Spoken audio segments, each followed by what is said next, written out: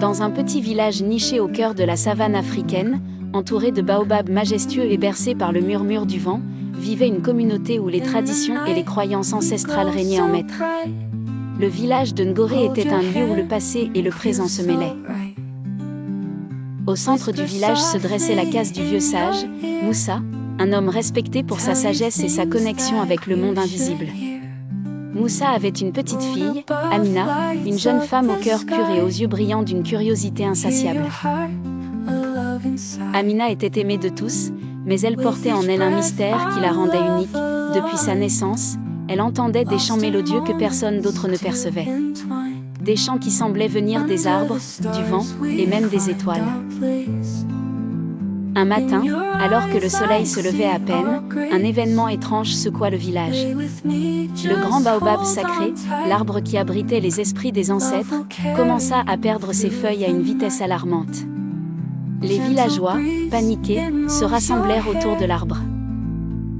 Moussa, le visage grave, déclara que cela était un mauvais présage. Les ancêtres étaient en colère, et il fallait comprendre pourquoi avant qu'il ne soit trop tard. Amina, déterminée à sauver son village, décida de partir en quête de réponse. Elle savait que les chants qu'elle entendait depuis toujours étaient liés à ce mystère. Avec la bénédiction de son grand-père, elle entreprit un voyage périlleux à travers la savane, guidée par les mélodies invisibles qui semblaient l'appeler. Son périple la mena à la rencontre de personnages hauts en couleur, un chasseur solitaire qui parlait aux animaux, une vieille femme qui tissait des sorts avec des herbes sacrées, et un jeune homme nommé Kofi, dont le sourire radieux cachait un lourd secret. Kofi se joignit à Amina, et ensemble, ils découvrirent que le baobab perdait ses feuilles parce que le lien entre le village et les ancêtres avait été rompu. Un objet sacré, un tambour rituel, avait été volé et caché dans une grotte maudite. Amina et Kofi affrontèrent leur peur et pénétrèrent dans la grotte, où ils durent résoudre des énigmes et affronter des épreuves spirituelles. Amina utilisa les chants qu'elle entendait pour apaiser les esprits. Kofi révéla qu'il était le fils d'un ancien chef du village, exilé pour avoir trahi sa communauté. Il cherchait à se racheter en aidant Amina. Finalement, ils retrouvèrent le tambour sacré et le ramenèrent au village. Moussa, avec l'aide des anciens, organisa une cérémonie pour restaurer le lien avec les ancêtres.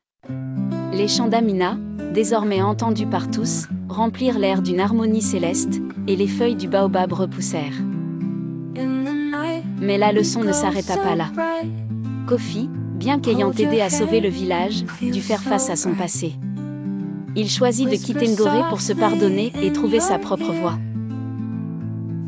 Amina, quant à elle, comprit que ces chants étaient un don, une connexion directe avec les esprits, et elle décida de devenir la gardienne des traditions de son peuple.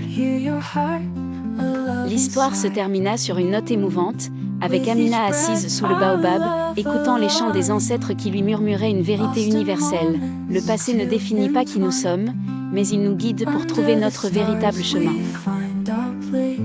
La famille, qu'elle soit de sang ou d'esprit, est le lien qui unit toutes choses, et c'est en honorant ce lien que nous trouvons la paix. Ainsi, le village de Ngoré continua de prospérer, porté par l'amour, la tradition et la sagesse des ancêtres.